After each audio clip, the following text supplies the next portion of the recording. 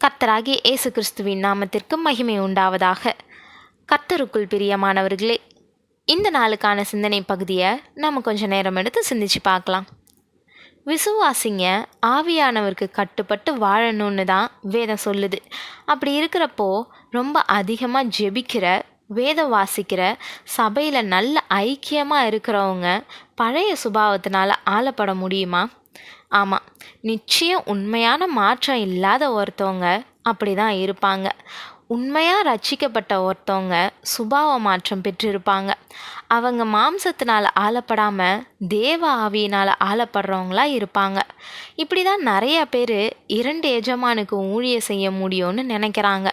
ஆனால் அவங்களுடைய நிலை அது ரொம்பவே பரிதாபமான நிலைன்னு தான் சொல்லணும். இருமனமுள்ளவன் தன் வழிகளில் நிலையற்றிருக்கின்றான்னு வேதம் நமக்கு சொல்லுது. அப்படி இருக்கிறப்போ 2 நிலைகளிலையும் வாழ முடியும் அப்படின்னு எப்படி நம்மளால் சொல்ல முடியும்? ஒன்றை பிடிச்சிக்கிட்டு இன்னொன்று அசட்டை செய்வாங்கன்றது தான் உண்மை. பரிசுத்தமாக புதிய சுபாவத்தில் இருக்க முடியும், இல்லைன்னா பழைய சுபாவத்தில் பாவத்தில் தான் வாழ முடியும். நம்ம 2 சுபாவத்துலேயும் இருக்க முடியாதுன்றத நிதானிக்கணும். அதனால் இன்றைக்கி இதை கொஞ்சம் கவனமாக சிந்திச்சு பார்ப்போம். பூனையை வச்சு ஒருத்தன் ஊராக வித்தை காட்டி, என் பூனை நான் சொல்கிறது எல்லாத்தையும் கேட்கும்னு சொல்லிட்டு வந்தான். அங்கேருந்த பெரியவர் ஒருத்தர், உன் பூனை நான் சொல்கிறதையும் கேட்கும் அப்படின்னு அவன்கிட்ட சொன்னார். அவனுக்கு கோபம் வந்துருச்சு. அது எப்படி உன் பேச்சை கேட்கும்? நான் பல வருஷமாக பயிற்சி கொடுத்துட்ருக்கேன், என் பேச்சை மட்டும்தான் அது கேட்கும் அப்படின்னு சொன்னான். அந்த பெரியவர், இல்லை என் பேச்சையும் கேட்கும் அப்படின்ட்டு மறுபடியும் சொன்னார். என் பூனை என் பேச்சை கேட்குதா இல்லை உன் பேச்சை கேட்குதான்னு பந்தயம் வச்சு பார்ப்போமா அப்படின்னு அவன் சொன்னான். பெரியவர், உன் பூனை என் பேச்சை கேட்டுட்டா இனி நீ வித்தை காட்டுற தொழிலையே விட்டுடணும் அப்படின்ற நிபந்தனையோட போட்டிக்கு ஒத்துக்கிட்டாரு. போட்டி ஆரம்பிச்சுது. வித்தைக்காரன் சொல்கிறது எல்லாத்தையும் பூனை கேட்டுச்சு. பெரியவர் அதை அமைதியாக வேடிக்கை பார்த்துட்டு இருந்தார். கூட்டம் ஆரவாரம் கட்ட ஆரம்பிச்சிருச்சு. வித்தைக்காரன் ஒரு வலையை காமிச்சு அதுக்குள்ளே புகுந்து வெளியே வான்னு அந்த பூனைக்கிட்ட சொன்னான். அந்த நேரத்தில் பெரியவர் தன்னுடைய பையில் வச்சுருந்த எலியை மைதானத்தில் விட்டு, பூனையே அதை போய் பிடி அப்படின்னு சொன்னார். எலியை பார்த்த பூனை எலியை விரட்ட ஆரம்பிச்சிருச்சு. வித்தைக்காரன் முழிச்சு போய் நின்னான். பெரியவர் சொன்னார், பாத்தியா உன் பூனை நான் சொல்கிறதையும் கேட்கும் அப்படின்னு சொன்னார். பிரியமானவர்களே, நாமளும் நிறைய நேரங்களில் இப்படி தான் நடந்துக்கிறோம். நம்மளுடைய மனசும் அப்படி தான்.